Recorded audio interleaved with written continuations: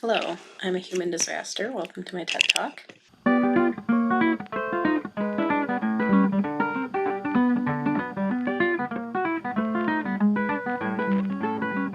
What is up, Frill Nation? I am back. Welcome to another episode of OK Bloomer. We're getting back to historical events in Lolita fashion with a nice little palette cleanser. I'm just going to kind of rattle off some celebrities that have been spotted in Lolita fashion or have worn Lolita fashion pieces. Something to keep in mind that they're just wearing the pieces to wear them, the most of them. They're generally not trying to wear them in any serious capacity as Lolitas. I will expand on that slightly more as we go along. So when this subject comes up, I primarily think of one specific celebrity first, and that is rapper Lil Mama. For me, she is always the one who comes to mind, mostly because I remember the uproar of her being photographed in Fruits Parlor, which was an angelic pretty print that was released, I want to say around 2007, 2008. It was one of their first major sweet prints. That one actually has kind of an interesting history. I think it did really kind of kick off the angelic pretty obsession with border prints and sort of what kind of pushed them into being the top sweet brand over Baby. I think they kind of are the reason why we had a 2010 sweet style boom as well. And I remember people losing their minds over pictures of her in this because, first off, she was wearing it with Converse and a red sports bra. I mean, it all matched. And the little girl with her, she was also coordinated because she was in red and white gingham and it was very cute. It was a look. It was part of her theming. She actually wore Lolita pieces quite a few times, usually always angelic pretty. There's another picture of her wearing a pink sheer chiffon blouse that I believe was also angelic pretty. And honestly, with the bra and everything, it's a borderline like kind of a sexier look. It doesn't bother me much. What I'm more bothered about was that her hair and makeup was left very plain, but then she has this giant bow, and then she has jeans with it, which is a decision, but the jeans aren't tailored. Like, the jeans are obviously kind of long for her. You can hem jeans. I've done it. I have to because I'm very short. And so I think with some tweaking, it would have been a stronger look overall. And I kind of like the idea of maturing up frillier brand pieces. I also have admittedly been kind of wanting to play with the idea of a sheer blouse over a bustier or a coordinating bra or something to that effect for a more Aero Lolita look, but that would be something to kind of do on my own time off to the side. She also, with her Fruits Parlor look, to backtrack a little bit, she bedazzled the dress. So she literally added rhinestones to it as sort of to give it a little extra sparkle and flair. And I think people were more mad that she did that than what she was wearing it with, because she had damaged brand. She had added things to it. Okay, well, she gets to do that. She bought the dress. She gets to do that. Like, that's the thing we keep coming back to, is that she gets to do that. Everyone kind of lost their fucking minds about it. Like, guys, just let her wear the damn dress. Who cares? I've always was kind of a fan of her purple look. I believe this is also angelic pretty. It's a purple tailored jacket and a purple polka dot skirt. I think it's super cute. I think it looks really nice on her. And I think it really kind of fits. It's youthful but still mature. It kind of hits right in the sweet spot for her. So I do really like that look. Some other celebrities that have worn Lolita pieces. So singer and actress Jessica Simpson, and for you kids, she was a singer, like a pop singer, before she started making affordable shoes your mom would buy at Kohl's. She had a show called The Price of Beauty, which was meant to go around the world and highlight the different standards of beauty and fashion for women. And of course, when you're going to do a show that deals with fashion and beauty around the world, you're contractually obligated to do an episode in Japan, whether it's first season or second season. You have to do it. It's a law. I don't make the laws. I just, break them. So, of course, you have to have this sensationalist. How does the high-tech land of video games and anime dress? Does everyone dress all crazy? What's some of their beauty standards? Okay, first off, the majority of people in Japan, they don't wear Lolita every day. Like, you know that, right? They're not cosplaying every day. Like, that's just like in America, that's kind of a thing saved for weirdos. The majority of them are wearing business suits, school attire. Like, they're not people have this mysticism surrounding Japan, and it's just a country like any other. I think that's why you end up with so many weebs brokenhearted when they finally get to go to Japan. They assume they're going to be like so famous and so popular and such a big deal because, you know, they're so keyed into Japanese culture. No, a lot of them aren't. They're keyed into the ideal of Japanese culture, what they assume Japanese culture is based on the limited media that we get over here. And it's just not true. It's how everyone assumes that all Americans have giant guns and drive giant cars and eat burgers for every meal. You're only getting a snapshot or a stereotype of that culture at large, and you have to realize that that's not really the norm for most people. That's just not the norm. It's something unique that they do. Yeah, is Harajuku fashion, but it's not everyone. Like, it's not Disney World. I don't know how else to describe it. So Jessica Simpson went, of course, to Angelic Pretty because that's where everyone goes. They go to Angelic Pretty or they go to Baby the Star Shine Bright. Like, those are the only two shops. And she put on a red piece. It was kind of the only one that really fit her. It looks cute, but then, you know, she doesn't know how to model it, and I don't know. There was a photo shoot with Katy Perry wearing jewelry jelly. I want to like it. I think she does very well with the high contrast. Some people call it bittersweet. Other people just call it sweet but in black. Get over it. Don't have to have a fancy separate title for it.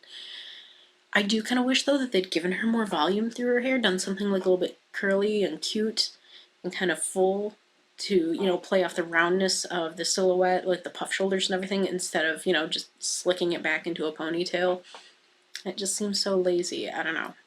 Lady Gaga, yes, that Lady Gaga, was also on a TV show where she wore Angelic Pretty. This was very early in her career. I believe it was shortly before Poker Face really took off. It also featured her staple of a hair bow that she was doing at that time, when she was kind of playing up more of the pop princess role as opposed to being a more legitimate artist, I would say. For months after that, everyone on LiveJournal was like, how the fuck do I turn my hair into a bow? What do I have to do? So here's what I'd tell you to do. Get some craft foam. Get some, like, cheap broadcloth that matches your hair color or whatever wig you want to do a hair bow with. Cut the craft foam and put it together so that it stays into like a bow shape. Cover it with your broadcloth. Use pins to kind of put it all together. And then wrap that bitch in some hair wefts from Sally's. And put a little comb or clip on the bottom. Bam, there's a head bow. Easy. Nicki Minaj, yes, that Nicki Minaj, also wore a Lolita dress for the cover of her album Pink Friday. I believe that one was actually a baby dress, which is a nice way to kind of break it up a little bit. And it even is nice and full, kind of looks like maybe she wore a petty with it, but no blouse. So, you know, C+, I guess, is the grade.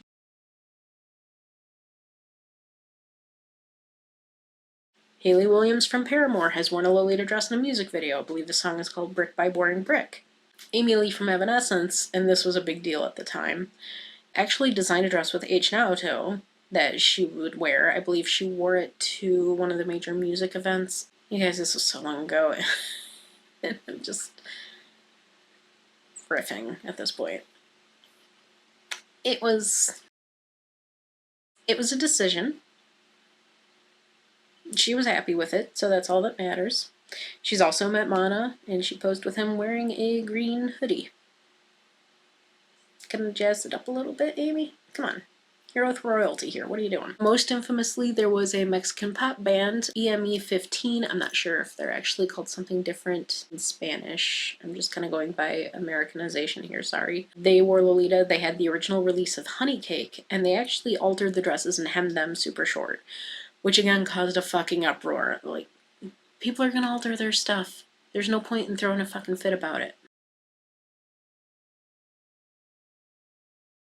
So now we're going to talk about Gwen Stefani. Now, let's be clear. Gwen never actually wore any Lolita pieces, as far as I can tell.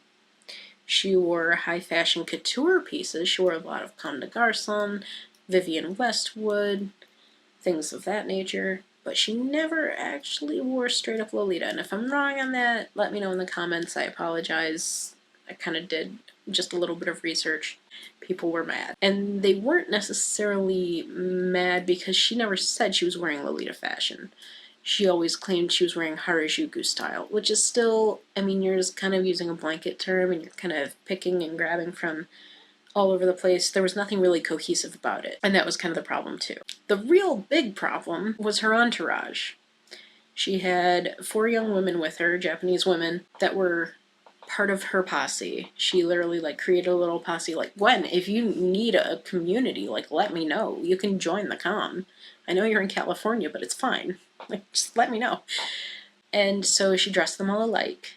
And she gave them all nicknames based off of her Harajuku tour album, Love Angel Music Baby.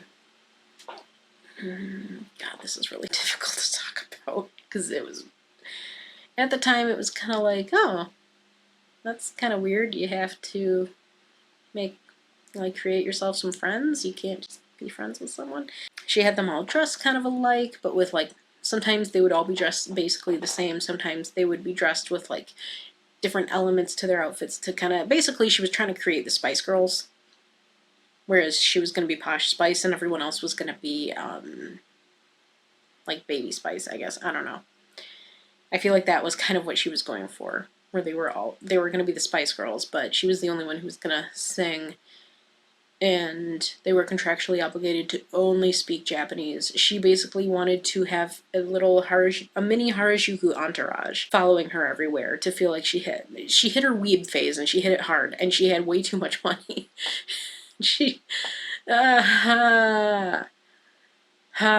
And you look at it now, and if you think about the harmful stereotype towards Asian women of being submissive and being quiet and it was problematic as fuck. And to look back at it now is pretty cringe. For some reason, the big criticism thrown at her at the time was that it was, some people were at least it's a little bit minstrel showy, you're kind of parodying Japanese people by hiring these women to pretend to be your sort of doll entourage. But a lot of people said, well, it's cultural appropriation. And that is a can of worms that I don't want to lay claim to having enough backup knowledge to really discuss right now. Because this is kind of an insult term that gets thrown around a lot, that it's cultural appropriation to wear Lolita fashion because it originated in Japan. But Lolita fashion is based off of French Rococo era and Victorian children's clothing, so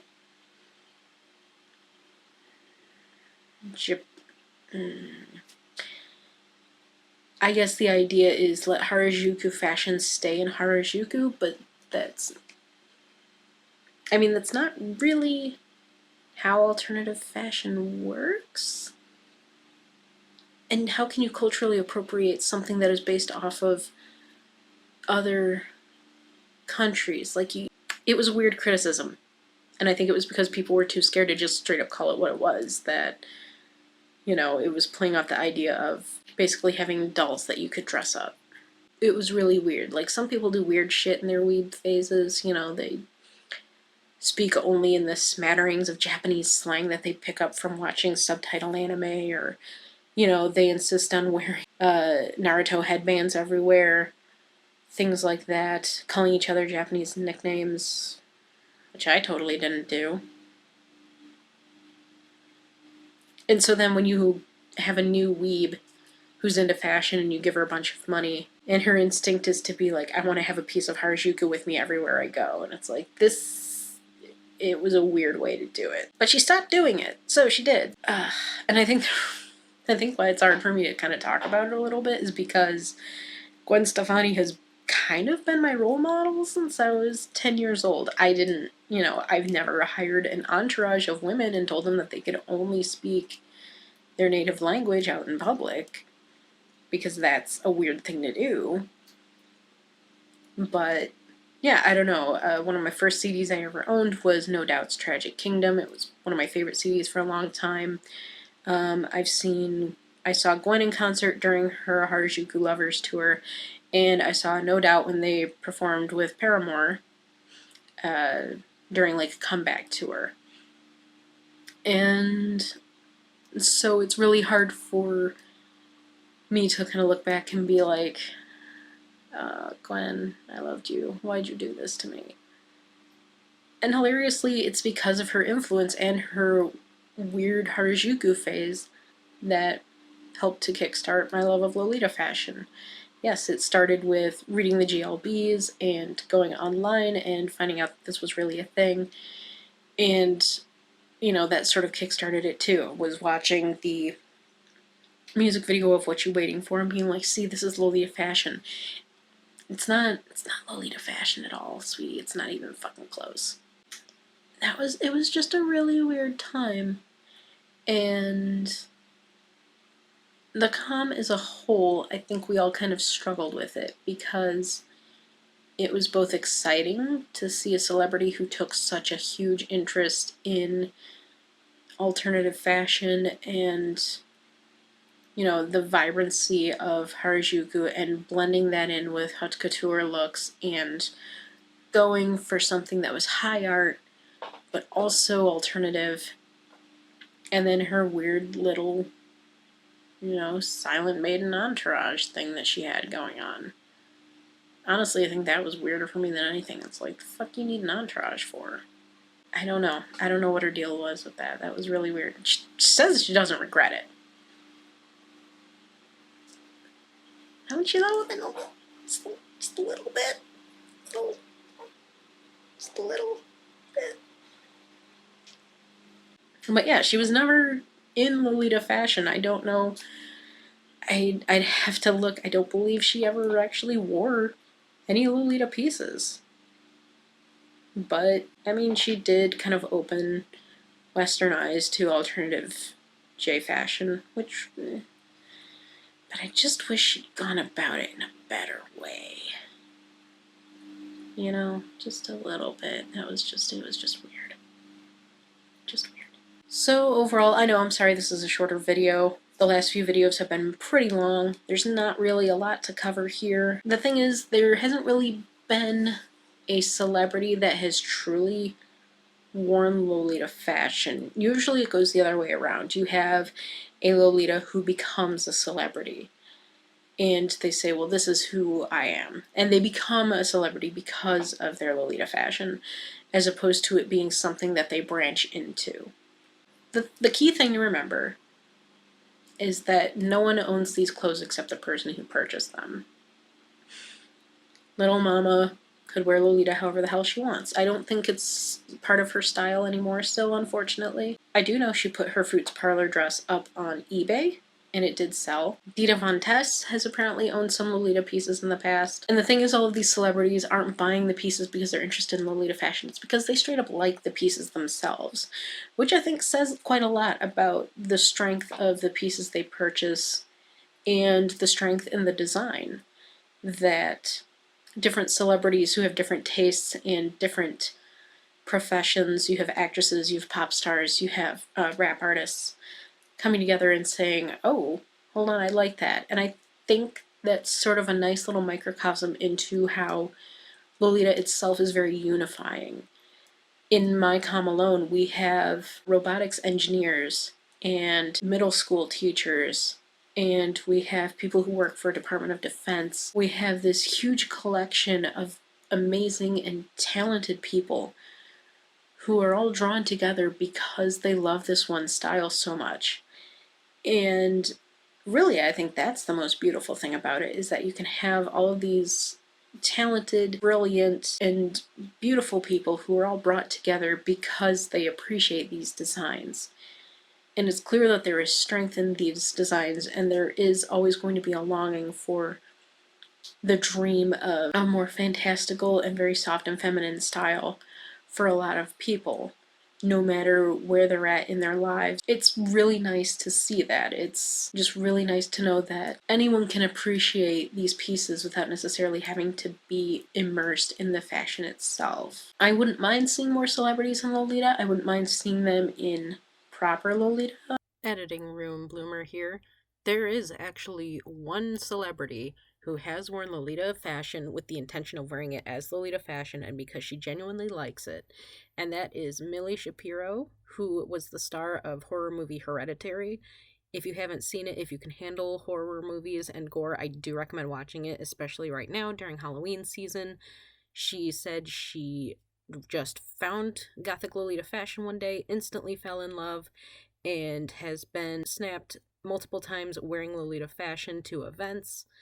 I think she has even hung out with the California squad, which I think that's really fascinating. I love it. I think it's great that she has such a huge interest in this fashion and that she doesn't let her celebrity status stop her from exploring alternative fashion and having fun and still being youthful. I think with a lot of young stars like her, child stars, teen stars, there's this pressure to be overly sexualized and more mature and grown up looking than they actually are.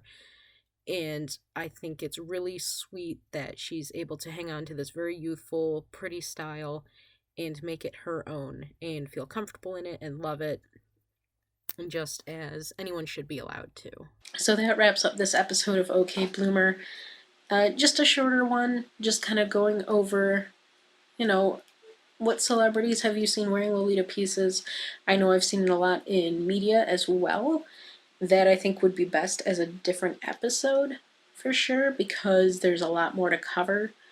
I don't know, how do you feel about celebrities wearing Lolita pieces? How do you feel about them, just wearing a piece just to wear it, whether or not they're intending to wear it as a Lolita coordinate? Because that, I think, is the most interesting thing, to see how outsiders view the fashion and say, oh, what can I do with this? And to wear it how they want. Let me know in the comments, like and subscribe. If you have any questions about anything else, let me know. I will always do my best to help you. Thank you for joining me on this little walk down memory lane, and hopefully I will see you next time.